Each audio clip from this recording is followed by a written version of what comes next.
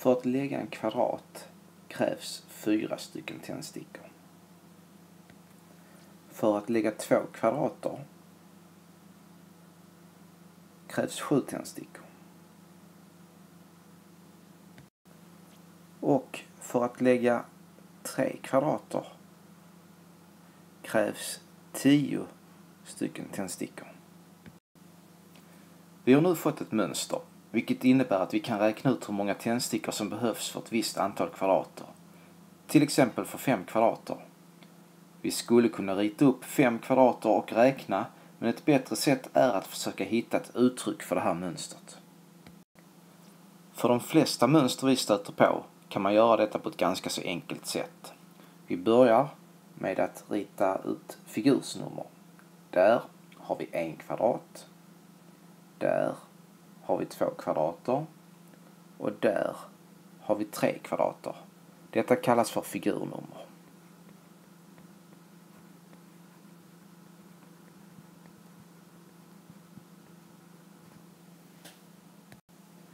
Vi skriver också upp hur många tändstickor varje figur behöver.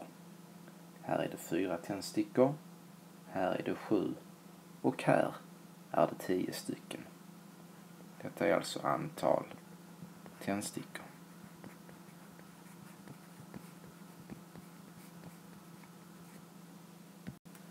På så sätt kan vi lätt se att det ökar med 3 tändstickor för varje figur.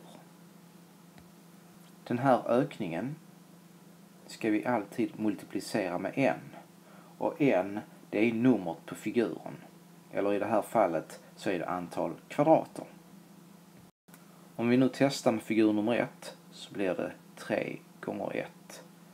Men 3 gånger 1 blir ju 3 och antalet tändstickor skulle bli 4. Så vad måste vi göra för att det här ska bli 4? Jo, vi adderar med 1. Så blir det ju 4. Det innebär att i det här uttrycket som vi har så måste vi addera med 1. Och här har vi fått fram ett uttryck för det här mönstret. Men för att vara säker på att det här uttrycket stämmer så testar vi även med figur 2. 3 gånger 2 plus 1. 3 gånger 2 är 6 plus 1. Det blir 7. Ja, det verkar stämma. Uttrycket för det här mönstret är 3n plus 1. Ska vi då räkna ut antalet tändstickor för 5 kvadrater, alltså den 5:e figuren, så använder vi uttrycket och skriver 3 gånger 5 plus 1 är lika med 15 plus 1, alltså 16 stycken tändstickor. Vi tar ett nytt exempel. Hur många kulor har figur nummer 9?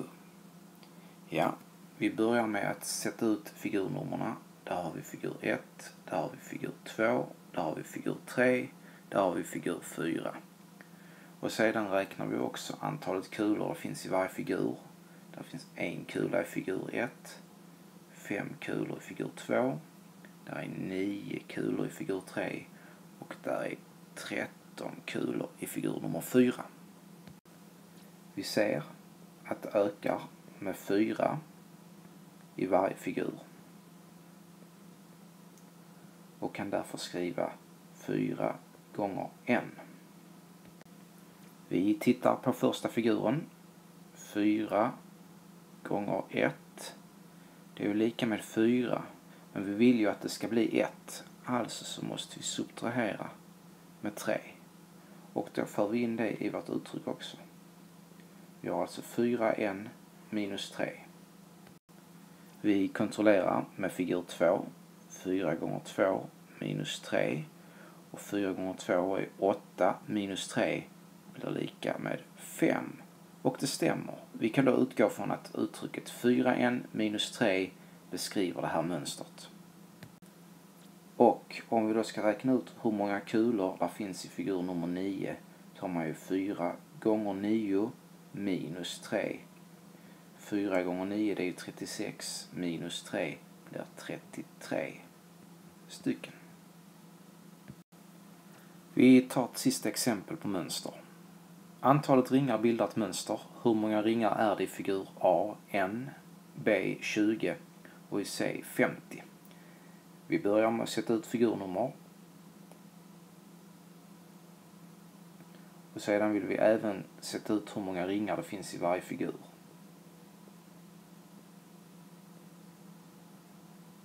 Och då kan vi lätt se att för varje figur så ökar antalet ringar med 3. Och då skriver vi 3 gånger n. Vi justerar som vanligt med figur 1. 3 gånger 1. Det blir ju 3. Men vi vill att det ska bli 5. Alltså så måste vi lägga till 2 för att det ska bli 5. Och har vi lagt till 2 där så måste vi även lägga till 2 i vårt uttryck.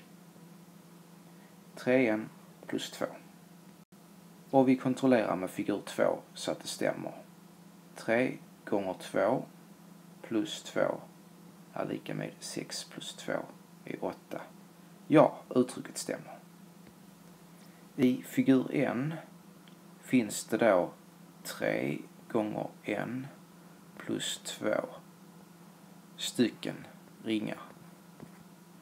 I figur nummer 20 så finns det då 3 gånger 20 plus 2 och det är ju lika med 62 stycken ringar. Och i figur nummer 50 så finns det 3 gånger 50 plus 2 vilket är 152 stycken ringar.